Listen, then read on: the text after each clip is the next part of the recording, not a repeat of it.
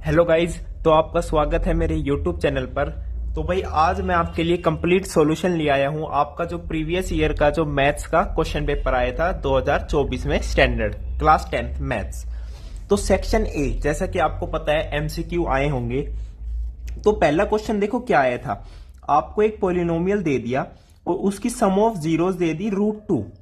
तो आपसे पूछ रहा था के की वैल्यू। देखिए के यहाँ पे अननोन है, तो आपको पता होना चाहिए सम ऑफ जीरोस हम क्या लिखते हैं भाई। अगर हमारे पास एक पॉलिनोमियल है ax² plus bx plus c, ये स्टैंडर्ड फॉर्म है किसी भी क्वाड्रेटिक पॉलिनोमियल की। तो यहाँ पे सम ऑफ जीरोस आपको √2 गिवन है, तो उसका फॉर्मूला आपको पता है -b/a होता है। तो यहाँ पे b क्या है हमारे पास -k√2 और माइनस और लगाना है, तो माइनस माइनस प्लस k√2/2। यहां से आपकी k की वैल्यू क्या आ जाएगी, 2 आ जाएगी। अब सेकंड क्वेश्चन में क्या कह रहा है, प्रोबेबिलिटी ऑफ विनिंग। एक गेम है उसके अंदर विनिंग की प्रोबेबिलिटी आपको गिवन है 0.79। तो कह रहा है उसी सेम गेम के अंदर प्रोबेबिलिटी बताओ ऑफ लूजिंग, हारने की प्रोबेबिलिटी बताओ। तो आपको पता होना चाहिए भाई जीतने की प्लस हारने की 1 के बराबर होती है, और जीतने की आपको पता है 0.79 है। तो probability of losing that game is 1 - 0.79 which is equals to 0.21। अब थर्ड क्वेश्चन के अंदर क्या कह रहा है, आपको एक क्वाड्रेटिक इक्वेशन दे दी ax² plus bx plus c is equals to 0। Obviously a not equals to 0, तभी ये क्वाड्रेटिक पॉसिबल है। तो रूट्स कह रहा है रियल भी है और इक्वल भी है। तो यहां पे ये वाली कंडीशन क्या कौन सी अप्लाई हो जाएगी कि डिस्क्रिमिनेंट जब 0 होता है ना, तभी हमारे पास क्या होता है, रूट्स इक्वल भी होते हैं और रियल भी होते हैं। तो b² - 4ac is equals to 0, b² is equals to 4ac, और ऑप्शन के अकॉर्डिंग देखोगे तो b²/4 is equals to ac। ये आपका क्या आ जाएगा, आंसर आ जाएगा। अब फोर्थ क्वेश्चन के अंदर क्या कह रहा है, एपी के अंदर, एपी के बेस पर क्वेश्चन है।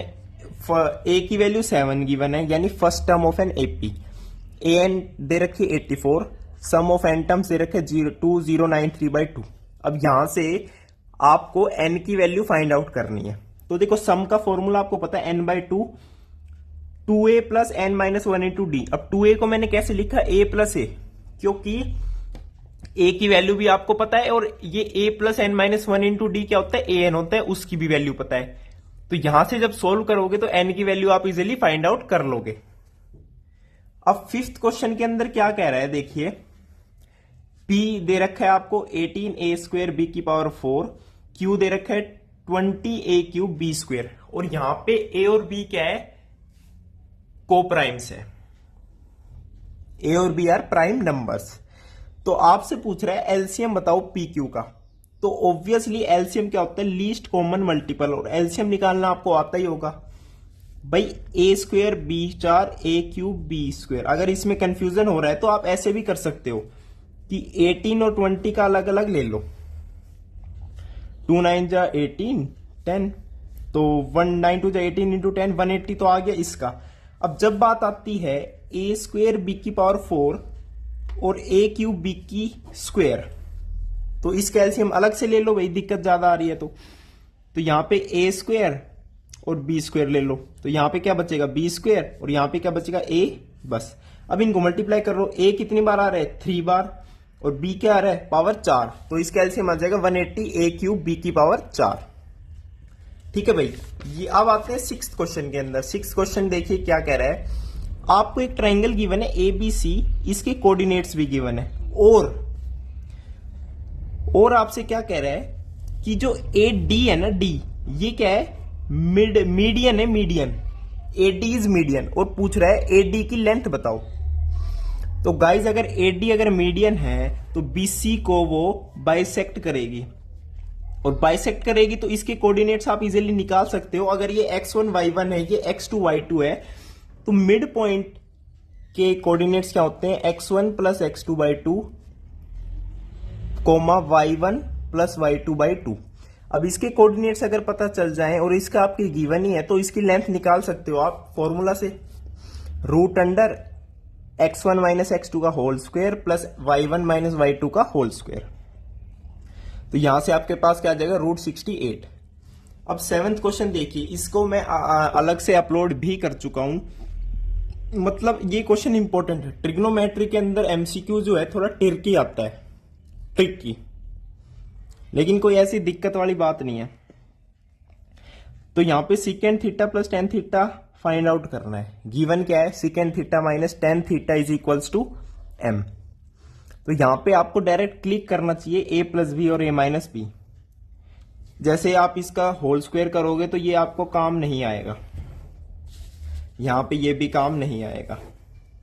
लेकिन जब a प्लस बी और a माइनस बी की फॉर्म में करोगे, इसको l मान लो, t मान लो, कुछ भी मान लो इसको, फिर आप देखोगे a square minus B square is equals to M L, secant square theta minus tan square theta is equals to M L, secant square theta minus tan square theta. Identity आपको पता ही होगी कि 1 प्लस टेन स्क्वायर थीटा हमारा किसके बराबर होता है, सीकेंड square theta के बराबर होता है। तो यहां से secant square theta minus tan square theta 1 के बराबर आ जाएगा। 1 is equals to M L. L की वैल्यू जो हमें फाइंड आउट करनी थी वो कितनी आ जाएगी, 1/m, और ये आपको ऑप्शन में मिल जाएगा। अब 8th क्वेश्चन देखिए। 8th क्वेश्चन के अंदर ये कुछ नंबर्स गिवन है, 1 4 7 9 16 21 25। अब इसके अंदर से इवन नंबर्स को रिमूव कर दिया गया। तो इवन नंबर कौन सा है, 4 हटा दो, 16 हटा दो, बस। तो ये आपकी क्या आ गई, न्यू लिस्ट आ गई जिसके अंदर ये नंबर्स है। तो आपसे यहां पर प्रोबेबिलिटी पूछ रहा है ऑफ प्राइम नंबर्स। कह रहे हैं इन नंबर्स में से एक नंबर हमने उठाया रैंडमली, तो उसमें से बताओ कि प्रोबेबिलिटी बताओ कि हमें प्राइम नंबर मिले। अब प्राइम नंबर इस लिस्ट के अंदर सिर्फ 7 है। देखो 1 को कभी प्राइम नंबर मत लेना, ये ओड नंबर ले सकते हो आप, इसे प्राइम नंबर नहीं ले सकते। तो यहां पे प्राइम नंबर कौन सा है, 7। तो फेवरेबल आउटकम ओनली 1। टोटल कितने, 1 2 3 4 5। तो 1/5 आपका क्या आ जाएगा, आंसर आ जाएगा। अब 9th क्वेश्चन के अंदर देखिए, इसको हमें इवेल्युएट करना था और ऑप्शन गिवन थे आपको कुछ 0 1 जो भी दे रखा था। तो इसको जो है इसका आंसर 0 आता है, ये आप याद भी कर सकते हो। बाकी देखो इसे कैसे सोल्व करेंगे। Summation 1 to n fi xi minus xi बार। अब देखना गाइस ध्यान से, भाई ब्रैकेट के अंदर जब हम मल्टीप्लाई करेंगे तो fi xi होगा एक, तो minus summation fi into x bar. अब एक्स बार तो क्या होता है, मीन है, और समीशन fi है 1 to n, तो फ्रीक्वेंसीज का सम तो 1 ही होता है, आपको पता होगा। ऐसे डिस्ट्रीब्यूशन के अंदर समीशन ऑफ fi क्या होता है, 1 होता है। तभी तो हम मीन को क्या लिखते हैं, summation fi xi divided by fi नहीं करते, क्योंकि वो ऑलरेडी हमें पता है वो 1 के बराबर है। तो यहां पे 1 नहीं लिखा, डायरेक्ट माइनस एक्स बार लिख दिया। अब ये क्या होता है, ये भी अगेन क्या होता है, एक्स बार ही होता है। तो एक्स बार माइनस एक्स बार किसके बराबर आ जाएगा, 0 के बराबर आ जाएगा। ठीक है, ये क्वेश्चन अच्छा है, बहुत ही अच्छा है। अब 10th क्वेश्चन में देखिए क्या कह रहे हैं। 10th क्वेश्चन के अंदर कुछ ऐसा था कि इस क्वाड्रेटिक इक्वेशन के जो रूट्स हैं ना, वो इस क्वाड्रेटिक इक्वेशन के जो रूट्स हैं इनके अंदर रिलेशन गिवन था। समझ रहे हो, इसके जो रूट्स हैं वो क्या है, इस क्वाड्रेटिक इक्वेशन के रूट्स के ट्वाइस। देखो ये एक इक्वेशन गिवन है, इसको हमने फैक्टराइजेशन मेथड से इसके रूट्स निकाल लिए, 2 और -3/4। तो अब हमें पता चल गया, जो ये इक्वेशन है इसके रूट्स क्या है, इसके डबल, यानी 2 है तो यहां पे 4, और -3/4 है तो -3/2। तो ये रूट्स पता चल गए, ठीक है। आपको p फाइंड आउट करने के लिए कह रहा है, p आपका इधर है। तो मैंने क्या किया, सम ऑफ रूट्स निकाल लिया, 4 + -3/2, और सम ऑफ रूट्स क्या होते हैं, -b/a, तो -p। तो यहां से p की वैल्यू क्या आ जाएगी, -5/2। तो ये थे आपके 10वां क्वेश्चन। अब 11वां क्वेश्चन पर चलते हैं। 11th क्वेश्चन में क्या कह रहा है, ये कोऑर्डिनेट दे दिए, ये कोऑर्डिनेट दे दिए, इसके बीच का डिस्टेंस दे दिया 15। एक्स की वैल्यू फाइंड आउट करो। ठीक है भाई, तो डिस्टेंस फॉर्मूला लगा दो। यहां पर एक्स की वैल्यू आप देखोगे 2 आएगी, 18 भी आएगी, -12 भी आएगी। अब ऑप्शन के अकॉर्डिंग देख लेना, ऑप्शन में आपको एक ही मिलेगा। अगर दोनों मिल सकते हैं तो डी ऑप्शन ये मिलेगा, ए भी हो सकता है और बी भी हो सकता है। तो यहां पे एक्स की वैल्यू 2 आएगी, और अपने ऑप्शन के अकॉर्डिंग आप चेक कर लेना। ठीक है भाई, ठीक है, ये तो 1 मार्क के क्वेश्चन है, एमसीक्यू के अंदर कोई दिक्कत नहीं है ज्यादा। ये आपको सोल्व करके नहीं दिखाना पेपर में, आपको तो डायरेक्ट क्या लिखना है भाई, 11th क्वेश्चन है, इसका आंसर क्या है, सी है, जहां पे x इज इक्वल टू 18 है। हाँ, लेकिन अगर ऑप्शन लिखोगे सिर्फ तो बात नहीं बनेगी। 100 मार्क्स के लिए हम तैयारी कर रहे हैं, तो ऑप्शन के साथ साथ वो लिखना भी, उस आंसर है क्या वो आंसर, कभी ABCD लिखे आओ डायरेक्ट। क्योंकि कभी कभी क्या होता है, आप गलती से अगर ए की जगह सी लिखी आए, या फिर सी तो सही लिखे आए आप, लेकिन यहां पे ए वाला आंसर लिखे आए, तो कभी कभी क्या होता है, सी ऑप्शन देख के एग्जामिनर टिक कर देता है। तो इसलिए आपको तो सेफ रहना है ना, ऑप्शन नंबर भी लिखो और आंसर भी लिखो साथ साथ। ठीक है भाई। अब 12वें क्वेश्चन के अंदर क्या कह रहा है, cos alpha plus beta 0 given है, आपसे पूछ रहा है cos alpha plus beta by 2। अब देखो, अल्फा बीटा को तो आपको कंफ्यूजन लग रहा है तो इसे भूल जाओ भाई, बेसिकली ये कोस थीटा है, ये कोस थीटा बाई 2 है। तो आपको पता है कोस 2 थीटा का फॉर्मूला पता है, 2 कोस स्क्वायर थीटा माइनस 1, यानी यहां पे अगर 2 थीटा है तो यहां पे थीटा है, अगर यहां पे मैं थीटा ले लूं तो यहां पे थीटा बाई 2 हो जाएगा। वही यहां पर केस है, ये थीटा है, ये थीटा बाई 2 है, तो ये 0 गिवन है, तो यहां से कोस थीटा बाई 2 की वैल्यू क्या आ जाएगी, प्लस माइनस 1 बाई रूट 2, और ऑप्शन के अकॉर्डिंग 1 बाई रूट 2 आप क्या कर दोगे, क्लिक कर दोगे। ठीक है। 13th क्वेश्चन देखिए, ये कंप्लीट क्या है, स्फेयर है, सॉलिड स्फेयर, इसको कट कर दिया 2 हेमिस्फेयर के अंदर। अब सरफेस एरियाज का रेशियो पूछ रहे हैं भाई, एक तो कंप्लीट स्फेयर का जो सरफेस एरिया है 4 पाई आर स्क्वायर, उसका रेशियो किसके साथ लेना है, इन हेमिस्फेयर के सरफेस एरिया के सम के बराबर। यानी अगर ये 1 ये 2, पहले 1 का हेमिस्फेयर का surface area 3 pi are square plus इसका भी 3 पाई आर स्क्वायर। देखिए रेडियस में कोई चेंज नहीं है, उसी स्फेयर को कट कराए 2 हेमिस्फेयर के अंदर, तो इसका रेशियो क्या आ जाएगा 2/3। आपको पता होना चाहिए कि सरफेस एरिया जो स्फेयर का है, सॉलिड स्फेयर का, वो 4 पाई आर स्क्वायर होता है, इसके अंदर कोई कर्व्ड सरफेस एरिया नहीं होता, वो भी 4 पाई आर स्क्वायर ही होता है। अब हेमिस्फेयर की जब बात आती है तो curved surface area 2 pi are square, total surface area 3 pi are square. और जब भी अगर क्वेश्चन के अंदर सिर्फ सरफेस एरिया लिख रहा है तो आप समझ जाना वो टोटल सरफेस एरिया की ही बात कर रहा है। 14th क्वेश्चन देखो, middle most observation of every data arranged order is called. Middle most observation आपकी मीडियन होती है। ठीक है भाई। अब 15वें क्वेश्चन को देखो, एक क्यूब गिवन है 2 सेंटीमीटर का, जिसकी एज लेंथ है 2 सेंटीमीटर। ठीक है, तो एक कोन, लार्जेस्ट कोन जो इसके अंदर आ सकता है वो क्या होगा, जो इसको ऐसे टच करे और नीचे बेस को ऐसे टच करे। तो ऑब्वियसली कोन की हाइट 2 सेंटीमीटर हो जाएगी, रेडियस ये वाली होगी, ये 1 सेंटीमीटर होगी, 2 का हाफ। क्यूब है भाई ये, ठीक है। और वॉल्यूम ऑफ ए कोन क्या होती है, 1/3 पाई आर स्क्वायर एच, या फिर कह सकते हो 1/3 of volume of cylinder.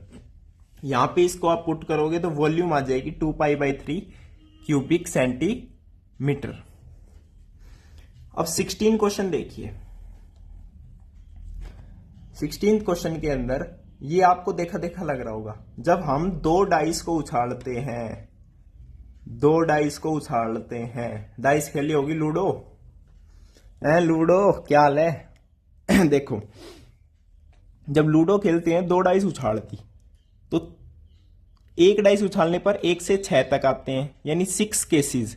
2 dice उछालोगे तो 6 स्क्वायर 36 केसेस। सिमिलरली 3 डाइस उछालो, 4 डाइस उछालो, 6 की पावर बढ़ती चली जाएगी। ऐसे ही कॉइन का केस होता है आपके पास। तो ये 36 केस होते हैं, लेकिन मैंने यहां पे 36 केस नहीं लिखे, मैंने वही लिखे हैं जो हमारे फेवरेबल है।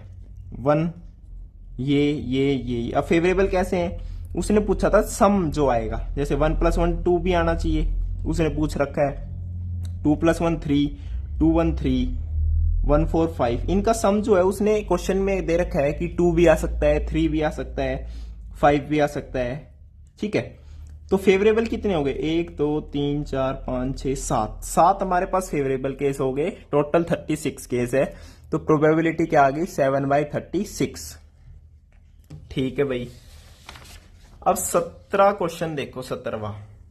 इसके अंदर क्या है, डायमीटर के एंड पॉइंट्स गिवन है 6,0, ये x, y, और centre of the circle given है 2,0। तो आपको पता होना चाहिए कि जो डायमीटर के एंड पॉइंट्स हैं और जो सेंटर है, जो सेंटर ऑफ द सर्कल है, वो इन दोनों का क्या होता है, मिड पॉइंट होता है। इन दोनों का मिड पॉइंट होता है। मिड पॉइंट का फॉर्मूला आपको पता ही होगा, x + 6/2 = 2, y + 0/2 = 0। तो x की वैल्यू क्या आ जाएगी, -2, 0। तो एक्स वाई की वैल्यू आपको यहां पे पता लगानी थी। 18th क्वेश्चन के अंदर आपको ये ग्राफ गिवन है। अब देखो इस लाइन, ये लाइन इस तरीके से गिवन है। अब आप देखो भाई, पैरेलल लाइन तो ये है नहीं, क्योंकि आगे कहीं मिलती हुई दिख रही है। भाई मान लो आगे कहीं ये जाके मिल गई, उसके बाद आगे निकल गई। अब ये वाली तो एक्सपेंड हो रही है, यानी ये तो दूर भाग रही है, कभी मिल नहीं सकती, तो ऑब्वियसली एक ही पॉइंट पर मिलेगी।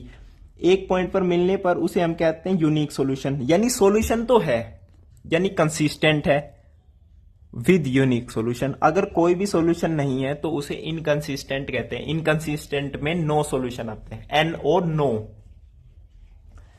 अब 19th क्वेश्चन देखिए। 19th क्वेश्चन आपका क्या है, असर्शन रीजन। 19 और 20 क्वेश्चन आपके कैसे हैं, असर्शन रीजन के क्वेश्चन है। इनको मैं अलग से भी अपलोड कर दूंगा, बाकी आप देख लो। 19 का आंसर आपका बी आएगा, 20 का आंसर डी आएगा। ठीक है भाई, कोई दिक्कत वाली बात नहीं है। ये असर्शन रीजन बहुत ही आसान है। ठीक है भाई, अब सेक्शन बी के अंदर देखो, ये आता है 2-2 नंबर वाले क्वेश्चन इसके अंदर। तो 21वां क्वेश्चन क्या कह रहा है, ये दो इक्वेशन दे दी, इसे सोल्व करना है। अब सोल्व आप कैसे भी कर सकते हो, सब्स्टिट्यूशन मेथड कर सकते हो, कैंसिलेशन मेथड भी कर सकते हो, कुछ भी कर सकते हो। इसके अंदर कोई स्पेसिफिक आपको गिवन नहीं है। तो इन दो इक्वेशन को मैंने क्या किया, इसको 7 से मल्टीप्लाई कर दिया, इसको 2 से मल्टीप्लाई कर दिया, और फिर इनको ऐड कर दिया। तो यहां पे x की वैल्यू क्या आ जाएगी, 1। अब x की वैल्यू 1 किसी भी इक्वेशन के अंदर पुट कर दो, y की वैल्यू आ जाएगी। अब वेरिफिकेशन के लिए भी कह रहा है, यानी x और y को इसमें पुट करके देखो क्या ये बराबर आ रहे हैं, बिल्कुल बराबर आ रहे हैं। तो ये आपका क्वेश्चन क्या था। देखिए सेक्शन बी के अंदर 2-2 मार्क्स के क्वेश्चन है, इसे आप जो है सोल्व करके दिखा देना अच्छे से, कोई दिक्कत वाली बात नहीं है। बाकी इसके अंदर कोई गलत होने के चांसेस नहीं होते।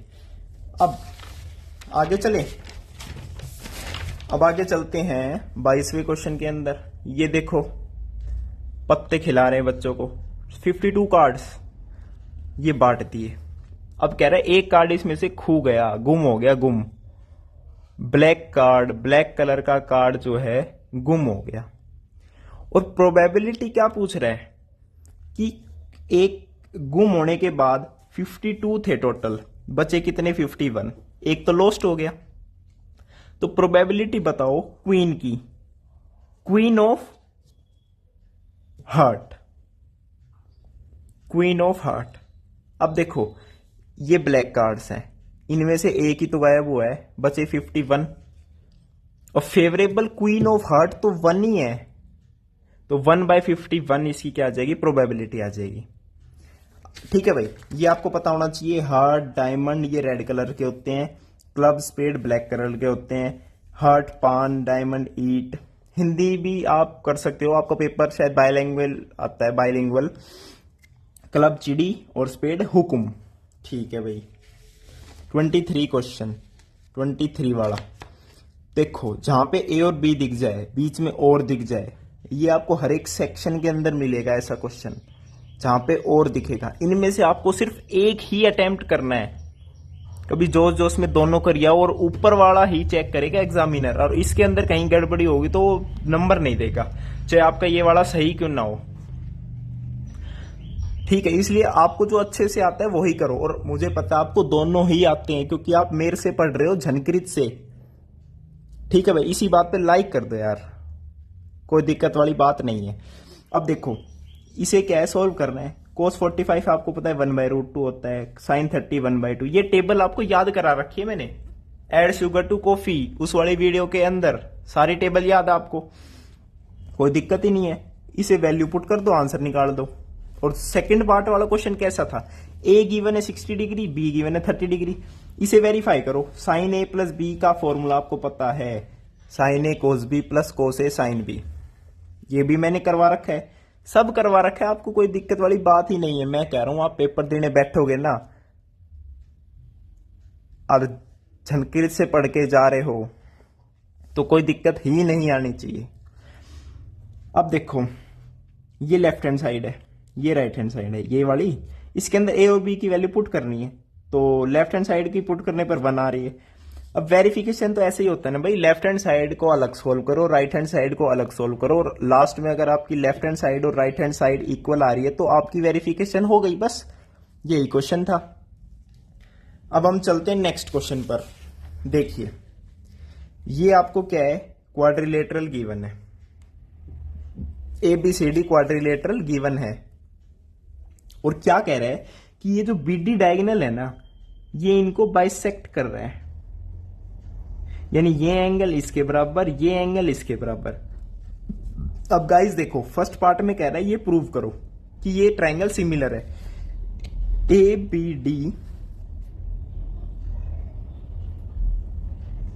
ABD और CBD। अब देखो, एंगल BD कॉमन साइड है, ये एंगल इसके बराबर है, ये एंगल इसके बराबर है, तो एंगल साइड एंगल से इसे हमने प्रूव कर दिया। अब सेकंड पार्ट के अंदर क्या कह रहा है कि AB बराबर BC प्रूव करो। अब देखो, सिमिलर तो हम प्रूव कर चुके हैं, सिमिलर हो गई तो साइड्स का रेशियो भी इक्वल होना चाहिए, तो AB by BC is equal to BD by BD तो कॉमन ही है, तो ये 1 आ गया, तो यहां से AB बराबर BC आ गया। अब देखो 25 वाला क्वेश्चन देखो, इसके ये ए पार्ट है, इसके अंदर भी आपको ऑप्शन गिवन है, और करके गिवन है, ठीक है। तो पहले पार्ट में क्या कह रहा है, प्रूव करो 5 माइनस 2√3 ये इरेशनल है, और गिवन है √3 आपका एक इरेशनल नंबर है। अब ऐसे क्वेश्चन को कभी भी सॉल्व करना हो ना, तो पहले हमें मानना पड़ता है कि वो रैशनल है। अगर इरेशनल की पूछ रहा है तो हम मान लेते हैं कि भाई वो रैशनल है, लेट कर लेते हैं।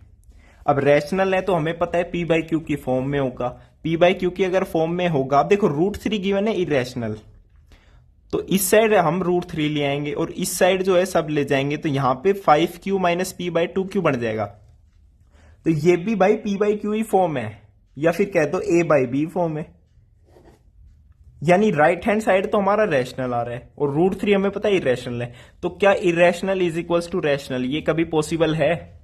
कभी पॉसिबल नहीं है। इसका मतलब जो हमने लेट किया था 5 माइनस 2√3 इज रैशनल, ये हमने गलत प्रिडिक्ट कर लिया। It means 5 minus 2√3 is an irrational number, hence proved. ऐसे ही हम इसे प्रूव करते हैं बाय कॉन्ट्राडिक्शन।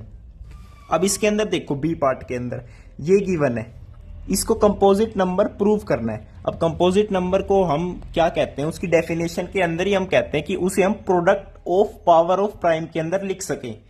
जैसे 4 है, इसे मैं क्या लिखता हूं, 2 का स्क्वायर। अब ये 2 क्या है, प्राइम नंबर है, और इसकी product of power of prime, इसे 1 भी लिख सकते हो, 2 स्क्वायर इंटू 1। तो प्राइम नंबर्स की प्रोडक्ट के अंदर लिखना, अगर ये लिखा जा रहा है तो ये क्या है हमारे पास, कंपोजिट नंबर। अब इसके अंदर हमने क्या किया, 11 कॉमन ले लिया, अंदर आ गया 5 इंटू 17 प्लस 3, 11 इंटू 88 आ गया। अब 88 को मैंने लिख दिया 11 इंटू 2 इंटू 2 इंटू 2, यानी ये 2 का क्यूब है 8, और 11 यहाँ पे 2 बार आ गया, तो 11 स्क्वायर इंटू 2 का क्यूब। अब 11 भी प्राइम नंबर है, 2 भी प्राइम नंबर है, और इसे हमने लिख दिया product of power of prime, तो hence it is a composite number. ठीक है भाई। अब हम चलते हैं सेक्शन सी के अंदर। सेक्शन सी, इसके अंदर 3 मार्क्स के आपके क्या है, क्वेश्चंस हैं। तो ए पार्ट देखिए, इसके अंदर क्या कह रहे हैं। मैं फिर से कह रहा हूं, आपको सिर्फ ए या बी में से कोई भी एक करना है जो आपको अच्छे से आता है, दोनों मत करके आना भाई।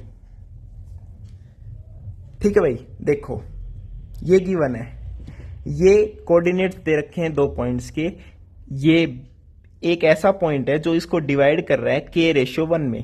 पहली बात तो ये k/1 तो हमने लेट खुद से किया है, हमें पूछा गया था कि ये रेशियो बताओ किस रेशियो के अंदर ये डिवाइड करेगा। आपको पता है कि अगर यहाँ पे x1 y1 है, ये x2 y2 है और ये m n है, जो इसे डिवाइड कर रहा है m1 रेशियो m2 में।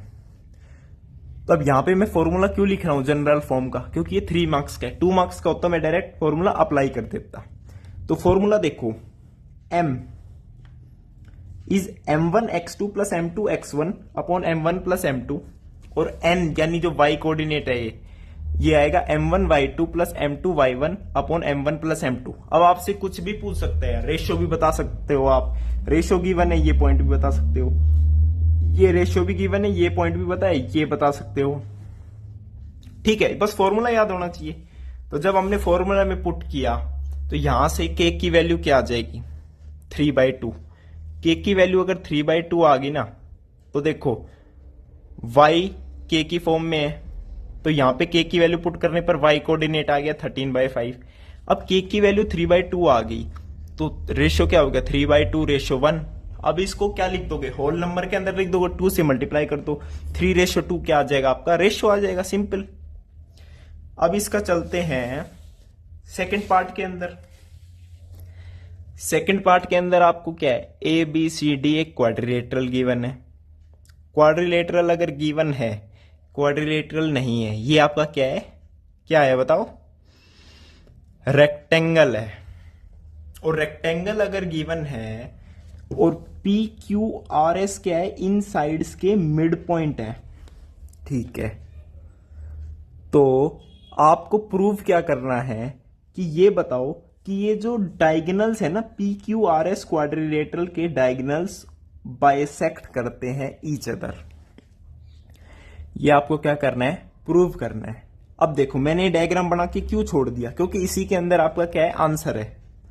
इसका प्रूफ इसके अंदर ही है। देखो ये कोऑर्डिनेट्स गिवन है, पहले तो मिड पॉइंट्स निकाल लिए, दिस प्लस दिस बाई 2 ऐसे करके ये चारों मिड पॉइंट्स निकाल लिए, कोई दिक्कत वाली बात नहीं है। अब देखना ध्यान से, भाई रेक्टेंगल है, ये इसका मिड पॉइंट, ये इसका मिड पॉइंट, इनको ज्वाइन कर दो। ये डायगोनल जो बन रहा है और ये डायगोनल जो बन रहा है, ये आप देख सकते हो कि देखो भाई रेक्टेंगल के अंदर ये लेंथ मान लो, ये ब्रेड्थ मान लो, ये इसका मिड पॉइंट, ये इसका मिड पॉइंट।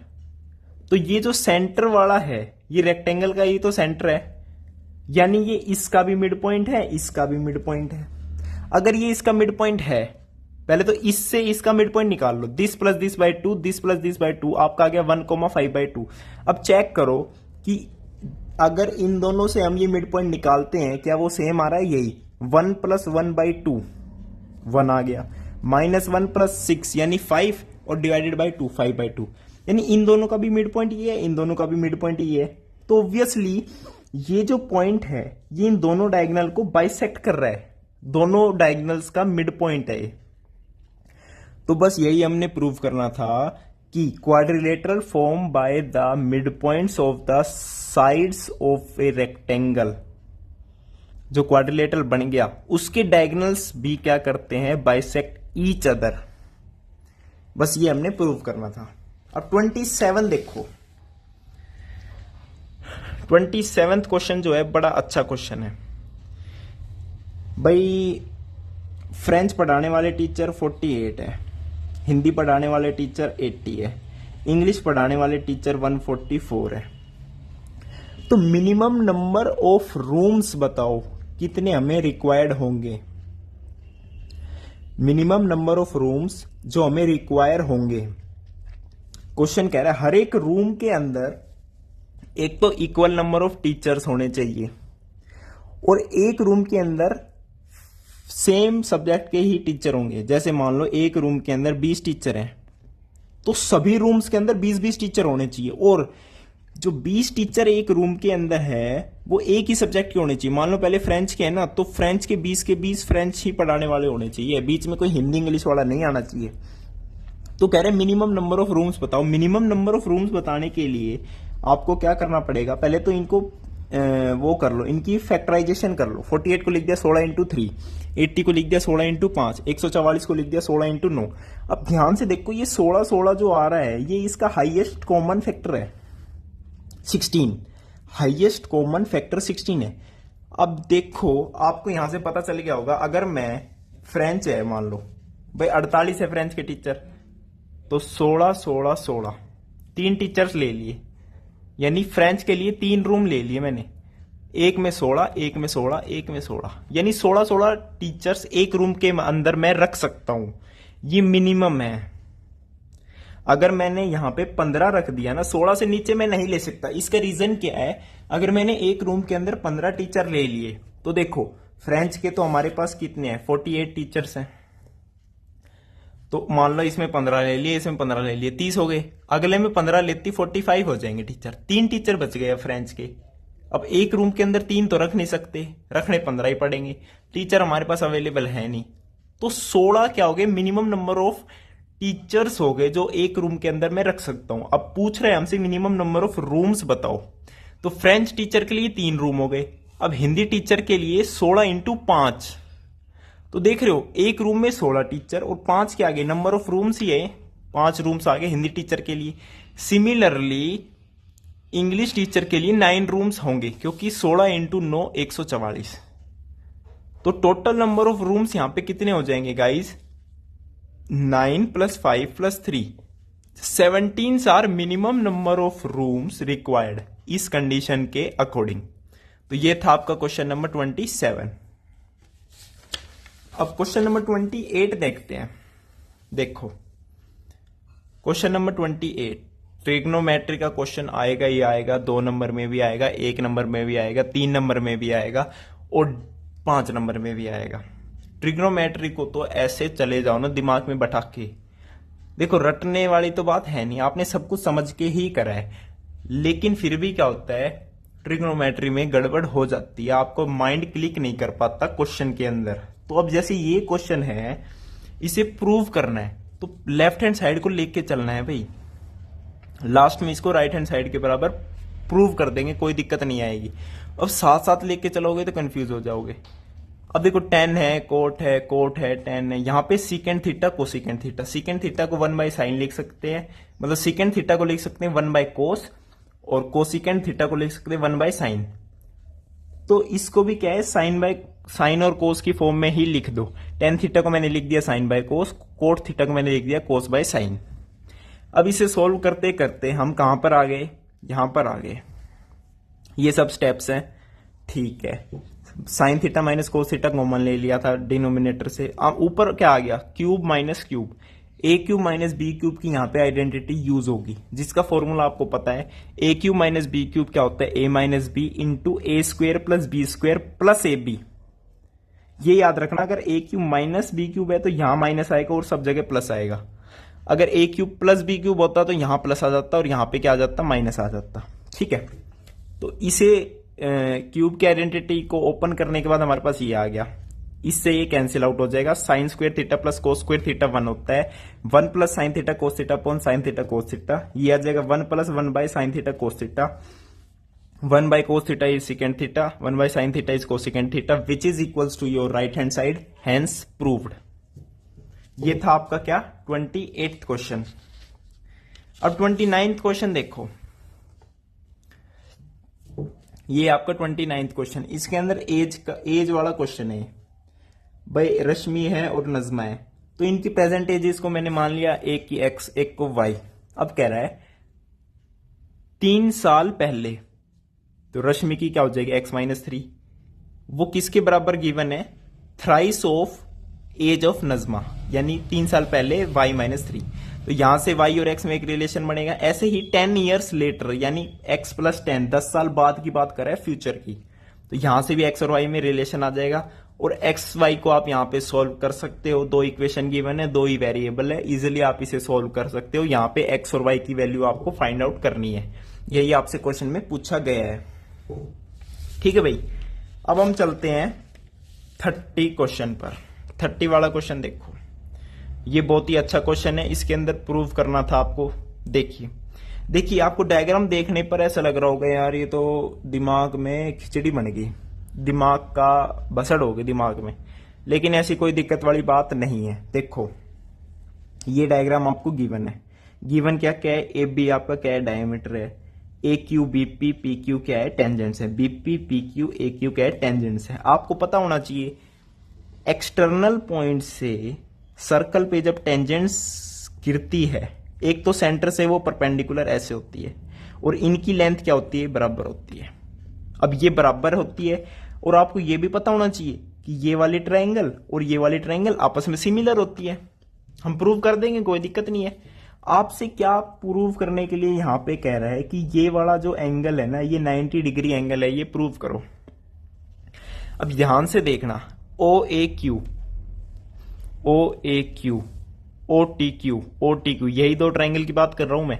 यहां पे ओ ए बराबर ओ टी बराबर रेडियस है, ओ ए क्यू ओ टी क्यू 90 90 है, ए क्यू और क्यू टी बराबर है, मैंने अभी बताया, length of tangents drawn to a circle from an external point.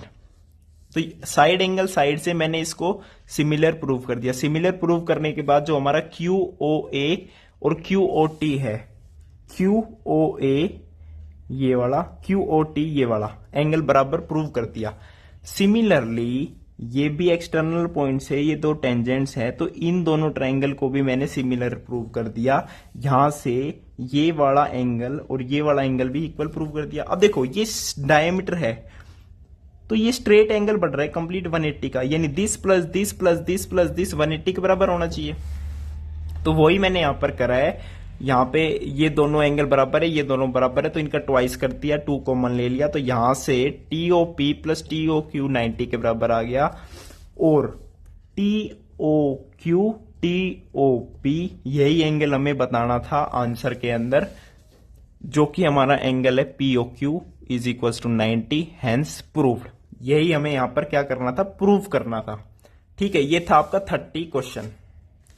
अब हम चलते हैं, देखो 30 वाला क्वेश्चन जो है इसके अंदर भी ऑप्शन था ए और बी पार्ट, वो तो ए पार्ट था, या तो वो कर सकते थे आप। पिछले साल का क्वेश्चन पेपर है, कभी ये सोचो कि पेपर लीक हो गया और ये सब है, ठीक है, नहीं। लेकिन अगर ये क्वेश्चन पेपर आप सोल्व करके अच्छे से चले गए तो कोई दिक्कत नहीं आएगी आपको आगे तक। इसके अंदर क्या पूछ रहे हैं आपसे, ये क्वाड्रिलेटरल है, ये एंगल 90 गिवन है, ठीक है, और ये सर्कल इसके अंदर इंस्क्राइब्ड है। अब ऑब्वियस ही बात है, ये एक्सटर्नल पॉइंट से ही तो ये टेंजेंट जा रही है भाई, ये रेडियस होगी, ये 90 पता है, ये भी पता है। इस एक्सटर्नल पॉइंट से ये टेंजेंट गई तो ये लेंथ बराबर होगी। अब देखना ध्यान से, चारों एंगल तो 90 डिग्री है, ये आर है, ये आर है, तो रेक्टेंगल तो ये बन नहीं सकता क्योंकि ये आर है, ये भी आर हो चुकी, तो ऑब्वियसली ये स्क्वायर है, इसके अलावा कुछ नहीं है। तो डी क्यू ओ पी एक स्क्वायर बन चुका है हमारे पास, ठीक है। इसकी लेंथ दे रखी है 24, अब ये 24 है तो ये भी 24 होगी, क्योंकि ऑफकोर्स ये भी टेंजेंट्स ही है। अब ये कंप्लीट आपको गिवन है 30 सेंटीमीटर, तो ये कितनी बच गई, 6 सेंटीमीटर। अगर ये 6 सेंटीमीटर है तो ये भी 6 सेंटीमीटर है, और ये रेडियस है तो 6 centimetre plus radius is equal to C D, और सी डी ही आपसे पूछ रहा है वो, तो r प्लस 6 सेंटीमीटर, रेडियस आपको ऑलरेडी गिवन है 8 सेंटीमीटर, तो 8 प्लस 6 इज इक्वल टू 14, तो सी डी की लेंथ कितनी आ गई, 14 सेंटीमीटर। अब हम चलते हैं 31st क्वेश्चन, क्या कह रहा है भाई, देखो 31st क्वेश्चन क्या कह रहा है, ये दे दिया आपको सिलेंडर, ये है सिलेंडर है, लेकिन देखो सिलेंडर क्या है, सॉलिड है, सॉलिड भी कंप्लीट नहीं है, होलो भी है, यानी ये वाला पार्ट सॉलिड है और अंदर से ये खोखला है, ओपन है यानी, ठीक है। तो इनर रेडियाई आर है, आउटर रेडियाई, इनर रेडियाई अलग है इसके अंदर, आउटर रेडियाई अलग है। तो इसके अंदर जो है एक मेटल यूज किया गया है ये वाले पोर्शन में। भाई सिलेंडर होलो है, कंप्लीट होलो तो नहीं है ना, ये वाला पोर्शन सॉलिड है, बाकी का अंदर से होलो है, तो इसके अंदर मेटल यूज किया गया है, ठीक है। तो मेटल की वॉल्यूम बतानी है, कितना मेटल यूज, कितनी वॉल्यूम के अंदर वो मेटल यूज होगा। देखो भाई ये इनर रेडियाई, आउटर रेडियाई, तो capital R outer radii, small R ये होगी, ठीक है। तो capital R minus small R, ये आपको गिवन है 1 सेंटीमीटर, कोई दिक्कत वाली बात नहीं है। यानी हम कह सकते हैं कैपिटल आर को R+1 हम लिख सकते हैं। अब वॉल्यूम ऑफ मेटल तो इस वाले हिस्से में है, तो इसकी वॉल्यूम कैसे निकालेंगे? पहले तो कंप्लीट कैपिटल आर लेके वॉल्यूम निकाल लो, फिर स्मॉल आर लेके वॉल्यूम निकालो, उनको सब्ट्रैक्ट कर दो तो ये वाली वॉल्यूम बच जाएगी। ठीक है भाई, कोई दिक्कत वाली बात नहीं है। तो यहां पे मैंने वॉल्यूम निकाली, तब पहले तो कैपिटल आर लेके निकाल ली 1/3 pi are square h minus 1/3 pi small r square h. तो इसे सोल्व करने पर हमारे पास स्मॉल आर की वैल्यू कितनी आ गई 11/2 सेंटीमीटर, और स्मॉल आर की वैल्यू अगर आ गई तो कैपिटल आर की भी हम निकाल सकते हैं, उसमें बस 1 ऐड करना होगा। तो 11/2 plus 1 is equals to 13/2 centimetre. ठीक है भाई, तो ये क्वेश्चन हो गया आपका 31st। अब हम चलते हैं सेक्शन डी के अंदर। सेक्शन डी आ गया भाई, 5-5 नंबर के क्वेश्चन है ये, बहुत ही बढ़िया, 1 नंबर, कोई दिक्कत वाली बात नहीं है। 32वां क्वेश्चन है सेक्शन डी का। भाई ये सर्कल दे दिया, ये एंगल 60 गिवन है, रेडियस आपको पता ही है। ये जो आर्क लेंथ है ना, ये पूछ रहा है, ये वाली आर्क लेंथ का आपको फॉर्मूला पता है, θ/360 इंटू 2πr। अगर माइनर सेक्टर का एरिया पूछता तो यहां पे πr² हो जाता बस। तो ये फॉर्मूला आपको पता होना चाहिए, यहां से आप ये आर्क लेंथ निकाल लोगे। अब सेकंड पार्ट भी है इसका, area of minor segment. Minor segment बताऊं कौन सी होती है गाइस? ये वाली, ये वाली नहीं होती, कभी आप समझ रहे हो, माइनर सेगमेंट होती है ये, और इसका ही आपसे एरिया पूछ रहा है। भाई अगर ये वाली होती तो सिंपल ट्रायंगल का एरिया निकाल देते ना आप, नहीं, लेकिन ये होती है माइनर सेगमेंट, और ऊपर वाली मेजर सेगमेंट। ये कंप्लीट माइनर सेक्टर और ये ऊपर वाली मेजर सेक्टर, ये याद रखना। कभी भी माइनर सेगमेंट का एरिया निकालना हो या मेजर सेगमेंट का एरिया निकालना हो तो पहले तो सेक्टर का एरिया निकालना पड़ता है, उसके अंदर से जब हम उस ट्राइंगल के एरिया को सब्ट्रैक्ट कर देंगे तो हमारे पास क्या आ जाएगा, एरिया ऑफ माइनर सेगमेंट। तो ऐसे करके आपका क्या आ जाएगा, एरिया ऑफ माइनर सेगमेंट। और ट्राइंगल का एरिया आप निकाल सकते हो हाफ इंटू 2 साइड्स की मल्टीप्लाई और उनके इंक्लूडेड जो एंगल है उसका साइन 60, यानी 1/2 इंटू आर इंटू साइन 60। समझ गए ना क्या कहना चाह रहा हूं मैं, कि भाई ट्राइंगल का एरिया अगर कभी निकालना हो तो 2 साइड गिवन है ए और बी, और उसके इंक्लूडेड एंगल गिवन है, तो कभी भी इस ट्राइंगल का एरिया हम डायरेक्ट लिख देंगे half into A into B sine of theta. वैसे भी आपको पता होना चाहिए ये 60 डिग्री गिवन है, ये आर, तो ऑब्वियसली ये भी 60 होगा, ये भी 60 होगा। आइसोसेलेस ट्राइंगल की ये आपने पढ़ी होगी थ्योरम, आर और आर, 2 साइड अगर किसी भी ट्राइंगल के अंदर इक्वल है तो उनके अपोजिट एंगल्स भी क्या होंगे, आपस में इक्वल होंगे। ठीक है भाई, ये हो गया 32वां क्वेश्चन। अब 33वां क्वेश्चन देखो, एपी पर बेस्ड है question. AP arithmetic progression, first term plus 8th term 32 given है और इनका प्रोडक्ट 60 गिवन है। बेसिकली आपको कॉमन डिफरेंस और फर्स्ट टर्म निकालनी है। तो फर्स्ट टर्म को मैं क्या लिख सकता हूं, a1। 8th टर्म को मैंने क्या लिख दिया, a1 plus 7d which is equals to 32। तो यहां से a1 और d के अंदर एक रिलेशन आ गया। जब प्रोडक्ट गिवन है तो यहां से भी a1 और d के अंदर क्या आ जाएगा, रिलेशन आ जाएगा। लेकिन यहां पे जब हम सोल्व करेंगे तो क्वाड्रेटिक बन जाएगी लास्ट में, और a1 जब निकालोगे ना आप सोल्व करके तो a1 की 2 वैल्यू आएगी, या तो 2 या फिर 30। अब अगर a1 की वैल्यू 2 ले ली तो a8 की वैल्यू 30 आ जाएगी, अगर a1 की वैल्यू 30 ले ली तो इसकी वैल्यू 2 आ जाएगी। तो आपको ये 5 नंबर का क्वेश्चन ऐसे ही नहीं है भाई, यहां पे a1 की वैल्यू 2 आ गई, तो जब a1 की वैल्यू 30 लोगे तब सारी चीज बताओ, कॉमन डिफरेंस क्या है, 8th टर्म क्या है, सब कुछ। और जब a1 की वैल्यू 2 लोगे तब बताओ कि कॉमन डिफरेंस क्या है।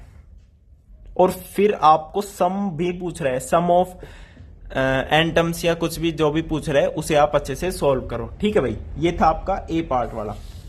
अब इसी के अंदर अगर बी पार्ट देखोगे, बी पार्ट के अंदर क्या कह रहा है, एन की वैल्यू 40 गिवन है, ठीक है, कोई दिक्कत नहीं है। और sum of 9 terms, sum of 9 terms given है। देखो 153 गिवन है, sum of first 9 terms given है, तो यहां से ए और डी में रिलेशन आ गया। अब 40 टर्म है किसी एपी के अंदर, ठीक है भाई। अब क्या एक और कंडीशन दे रखी है, सम ऑफ लास्ट 6 टर्म्स, यानी एपी ऐसे चल रही है तो आखिरी से 6 टर्म का सम, वो भी आपको गिवन है 687। तो उसके लिए सम वाला फॉर्मूला काम करेगा। बताऊं कैसे करेगा भाई। जब आपने सिंपल एपी लिया तो कॉमन डिफरेंस डी ले रहे हो, अगर पीछे से जब लोगे तो obviously common difference minus D हो जाएगा, माइनस डी हो जाएगा। और जो फर्स्ट टर्म यहां पे लेते हो ना, वहां पे फर्स्ट टर्म चेंज हो जाएगी, फर्स्ट टर्म जो है लास्ट टर्म बन जाएगी और लास्ट टर्म जो है फर्स्ट टर्म बन जाएगी। तो फॉर्मूला के अंदर जब 2a plus n minus 1 into D लिखते हो तो स्मॉल ए की जगह कैपिटल ए लिख देते हैं। कैपिटल ए क्या हो जाएगी, लास्ट वाली टर्म, कोई दिक्कत नहीं है। 40 टर्म में तो लास्ट टर्म हो जाएगी a प्लस 39 डी, और n माइनस 1 हो गया 6 माइनस 1 5, और कॉमन डिफरेंस माइनस डी हो गया, क्योंकि लास्ट से ले रहे हैं हम, कोई कंफ्यूजन वाली बात नहीं है। ए और डी में यहां पे भी एक रिलेशन आ गया, तो 2 इक्वेशन 2 वेरिएबल, यहां से ए और डी की वैल्यू आ जाएगी आपके पास, कॉमन डिफरेंस 3 आ जाएगा, फर्स्ट टर्म क्या आ जाएगी 5 आ जाएगी। यही आपसे पूछ रहा है। फिर आपसे कह रहा है कि 40 टर्म्स का सम भी निकाल दो। ऑब्वियसली 40 ही टर्म्स है एपी के अंदर, तो अब फॉर्मूला लगा दो भाई ये वाला। तो सम ऑफ 40 टर्म्स कितना आ जाएगा 2540। ये था आपका बी पार्ट वाला क्वेश्चन, ठीक है भाई। अब हम चलते हैं 31वें क्वेश्चन पर। 31वां क्यों, 34वां, बड़ा ही अच्छा क्वेश्चन है, बहुत ही जबरदस्त। इसके अंदर क्या कह रहा है देखिए, इसके अंदर कह रहा है ये ट्राइंगल है और एक लाइन जो है किसी एक साइड ऑफ ट्राइंगल के पैरेलल है, ठीक है। यानी मैंने मान लिया एक ट्राइंगल ए बी सी, और बी सी के पैरेलल एक लाइन मैंने बना दी जो इसको कट कर रही है डी ई पॉइंट पर। गिवन क्या है, डी ई पैरेलल है बी सी के। प्रूव करना है कि A D by B D is equal to A E by E C, A D by B D is equal to A E by E C. अब पहले तो ये अगर पैरेलल है तो ये वाला एंगल इसके बराबर है, ये वाला एंगल इसके बराबर है, ये कोरेस्पॉन्डिंग एंगल्स हैं, और ए एंगल तो कॉमन ही है। तो यहां पे मैंने 2 triangle Lee, A B C और A D E. A B C तो कंप्लीट, और ए डी ई, इनके अंदर एंगल ए कॉमन एंगल है, ये दोनों एंगल कॉमन मतलब इक्वल है, कोरेस्पॉन्डिंग एंगल्स है, ये भी कोरेस्पॉन्डिंग एंगल्स है। तो बाय ट्रिपल एंगल कहो या डबल एंगल कहो, ये ट्राइंगल क्या होगी, सिमिलर होगी। अगर ये ट्राइंगल सिमिलर हो गई तो देखो, सिमिलर होगी तो साइड्स आर इन प्रोपोर्शन, तो ये इसके बराबर होगी। अब हमें तो बताना है ये इसके बराबर है। अब ये कैसे आएगी, तब ए बी को अगर हम लिख दे A D plus B D by A D, और ए सी को अगर मैं लिख दूं ए E plus E C by ए ई, तो यहां से हम इसे सॉल्व करेंगे तो हमारे पास क्या आ जाएगा, A D by B D is equals to A E by E C. यही हमें क्या करना था, प्रूव करना था। अब देखो ये तो ए पार्ट था, आपको तो ए की सॉल्व करना है, लेकिन जो बी पार्ट है ना वो इसी के जैसा है। बी पार्ट देखो, आपको ये फिगर गिवन है, इसमें ये एंगल 90 दे रखा है, ये भी दे रखा है, ये भी नहीं दे रखा है। बेसिकली आपको बता रखा है ये इसके पैरेलल है, ये इसके पैरेलल, यानी तीनों आपस में क्या है, पैरेलल है। आपको प्रूव क्या करना है, एक्स और वाई में रिलेशन गिवन है, आपको वो प्रूव करना है। देखिए हम प्रूव करते हैं, डायरेक्ट आपको रिलेशन ही मिल जाएगा। तो यहां पे मैंने ट्राइंगल ली ए सी आर और A B Q, A C R A B Q, वही वाली ट्राइंगल बन गई। देखो ये दोनों आपस में पैरेलल है, तो ये सिमिलर भी होंगी, और सिमिलर है तो मैंने डायरेक्ट लिख दिया, क्योंकि पिछले ही क्वेश्चन में मैंने सिमिलर प्रूव किया है, तो साइड्स प्रोपोर्शन में लिख दी। साइड्स प्रोपोर्शन में है तो, और ये y गिवन है z, तो ये y बाई z है। यहां पे मैंने ए बी को क्या लिख दिया, A C minus B C upon A C is equal to Y by Z. अब देखो अब ये वाली ट्रायंगल ली थी पहले तो, अब ये वाली ले लो। कौन कौन सी?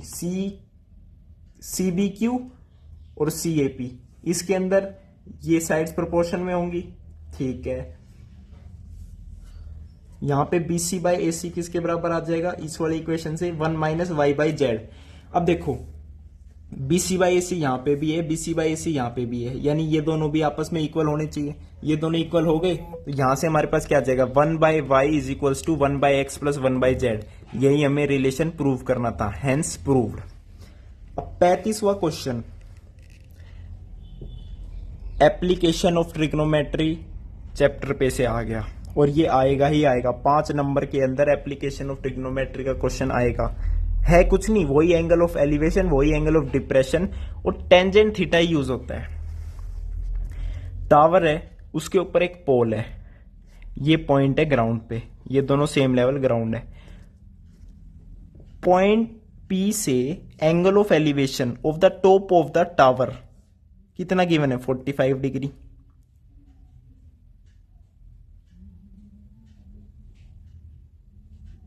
ठीक है भाई। पॉइंट पी से जो ये पोल का जो टॉप है, इसका एंगल ऑफ एलिवेशन दे रखा है 60 डिग्री, और जो पोल का फुट है या फिर टावर का जो टॉप है, उससे angle of depression point P पर 45 दे रखा है। ये और ये बराबर हो गए, ठीक है। ये डिस्टेंस हो गया फुट ऑफ द टावर से डी। ये हाइट ऑफ द टावर, पोल की हाइट आपको गिवन है 6 मीटर, तो टेंजेंट 60 लिख रहा हूं मैं इस वाले से। टेंजेंट 60 क्या होता है? P बाई बी, यानी हाइट अपॉन बेस। तो हाइट यहां पे h प्लस 6 लेंगे जब टेंजेंट 60 की बात करें, तो h plus 6 by D is equal to √3। तो एक रिलेशन h और d के अंदर ये बन गया। अब जब टेंजेंट 45 लेंगे तो h बाई डी लेंगे, क्योंकि टेंजेंट ये वाला एंगल है हमारे पास 45, तो h बाई डी, टेंजेंट 45 1 होता है, तो h is equal to D आ गया, यानी हाइट जो है उस डिस्टेंस के बराबर है। तो यहां पे h या d आप इजीली फाइंड आउट कर सकते हो, कोई दिक्कत वाली बात नहीं है। देखिए इस टॉपिक पे तो बहुत ही आसान क्वेश्चन आते हैं एप्लीकेशन ऑफ ट्रिग्नोमेट्री के अंदर, ठीक है भाई। इसके बाद आते हैं आपकी सारी केस स्टडीज। केस स्टडीज बहुत आसान है, कोई दिक्कत वाली बात नहीं है। केस स्टडी भाई 3 केस स्टडी आएगी आपके पास, ठीक है, सेक्शन ई के अंदर आएगी। बहुत ही आसान है, मैं कह रहा हूं कोई दिक्कत वाली बात ही नहीं है। पार्ट्स आएंगे, जैसे ये स्क्वायर टाइल है जिसकी साइड x है, ठीक है। अब ध्यान से सुनना, एक स्क्वायर टाइल का एरिया कितना हो गया? x स्क्वायर हो गया। लेकिन अगर एक रेक्टेंगुलर रूम के अंदर स्क्वायर टाइल्स हम रख रहे हैं फ्लोर पर, तो जो रेक्टेंगुलर रूम है उसका एरिया दे रखा है 200 x स्क्वायर। ये गिवन नहीं है, ये हमने फाइंड आउट करा है। कैसे फाइंड आउट करा है भाई? अगर आपसे कह रहा है एक रूम के अंदर 200 टाइल लगेगी, स्क्वायर टाइल्स, जिसका एरिया एक टाइल का है ये, तो कंप्लीट एरिया कितना हो जाएगा? 200 x स्क्वायर, और वही कंप्लीट रूम के फ्लोर का एरिया हो जाएगा। अच्छा, अगर और आपसे बताऊं क्या कह रहा है, एक दूसरे उसमें क्या कह रहा है कि अगर इसकी स्क्वायर टाइल की x प्लस 1 कर दे, हम साइड की लेंथ x प्लस 1 कर दे, तो हमारे पास ओनली 128 टाइल लगेगी। पहले 200 टाइल लग रही थी और अब 128 लग रही है, लेकिन एरिया तो वही है फ्लोर का। तो बस कैपिटल ए को लिख देंगे 128 इंटू एक्स प्लस 1 का होल स्क्वायर। अब देखो ये भी फ्लोर का एरिया है, ये भी फ्लोर का एरिया है, ये दोनों को इक्वेट कर दो, क्वाड्रेटिक इक्वेशन फॉर्म हो गई।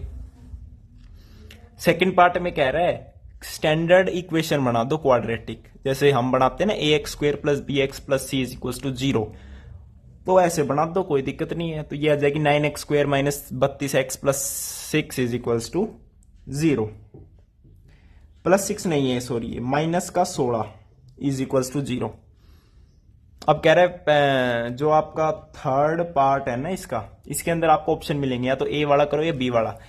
ए में कह रहा है फैक्टराइजेशन मेथड से इसे सोल्व कर दो, और बी पार्ट में कह रहा है क्वाड्रेटिक फॉर्मूला से यूज कर दो, जो आपको अच्छा लगे वो करो। Quadratic formula minus B plus minus root under discriminant upon में 2a, तो देखो ऐसे ही 37वां क्वेश्चन है, ऐसे ही 38वां क्वेश्चन है। आपकी क्या है, केस स्टडी है, तो केस स्टडी में तो गलत करके ही नहीं आना कभी भी। ठीक है भाई, ये आपका कंप्लीट पेपर था, कोई दिक्कत वाली बात ही नहीं थी। इसके अंदर एक केस स्टडी है, वो मीन मीडियन मोड वाली है, उसके लिए मैं अलग से वीडियो अपलोड कर दूंगा सारे फॉर्मूलाज की, स्टैटिक्स चैप्टर की। तो थैंक यू, नमस्कार, वीडियो देखने के लिए बहुत बहुत धन्यवाद।